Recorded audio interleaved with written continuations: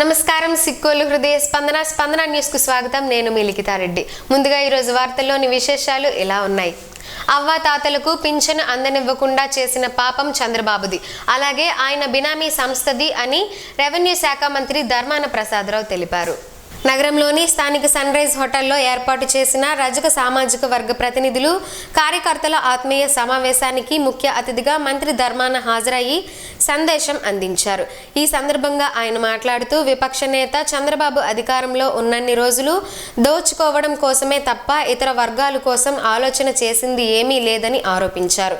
గడిచిన 4.5 ఏళ్లు రాష్ట్ర వ్యాప్తంగా 70 లక్షల మందికి పింఛన్లు పంపిణీ చేశాం అని, సూర్యోదయానికి ముందే నిబద్ధతతో కూడిన వాలంటీర్లు ఇంటింటికి చేరుకొని లబ్ధిదారులకు పింఛన్లు అందించేవారు. కానీ నిన్నటి వేళ ఆ విధంగా జరగలేదని, అందుకు కారణం చంద్రబాబు అని చెప్పారు. చంద్రబాబు బినామీ సంస్థ ఎన్నికల కమిషన్ కు ఫిర్యాదు చేయడంతో వాలంటీర్లు పింఛన్ పంచొద్దని ఆదేశాల మేరకు పింఛన్లు పంపిణీ ఆలస్యమైందని, తప్పకుండా పింఛన్లను పంచుతామని చెప్పారు.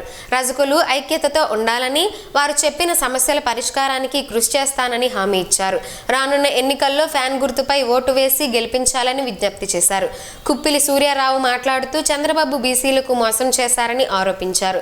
ఈ కార్యక్రమంలో రాష్ట్ర స్థాయి వైఎస్ఆర్సీపీ బీసీ సెల్ అధ్యక్షులు కె శ్రీనివాసరావు, రాష్ట్ర బీసీ సెల్ నాయకులు నగవరపు రాజు, కంచర్ల అరుణ, గండేపల్లి విజయబాబు తదితరులు పాల్గొన్నారు. చెప్పిన మాట ఓటు వేయక ముందు ఏ మాట చెప్పానో ఆ మాటను తూచా తప్పకుండా మళ్ళీ ఓటు అడిగినాక మాట నిలబెట్టుకున్నటువంటి వ్యక్తి మనకు కావాలా? మనం ఎవరు కావాలో మీరు చెప్పండి అని మాట్లాడారు కదా. చిన్న విషయం ఇది. ఏంది ఎప్పుడు మనం ఆలోచించక్కర్లేదు. 14 సంవత్సరాలు చూసాము పచ్చి అబద్ధాలు, మోసం.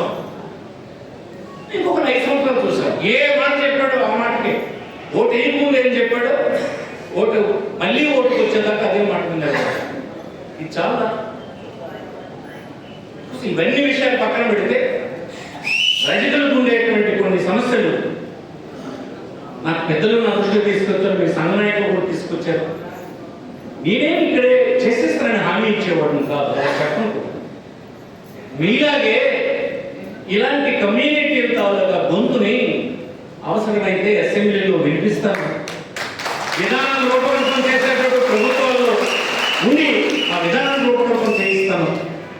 కష్టం వచ్చిందంటే ఆ కష్టాన్ని పంచుకోవడానికి మీతో కలిసి ఉంటాను.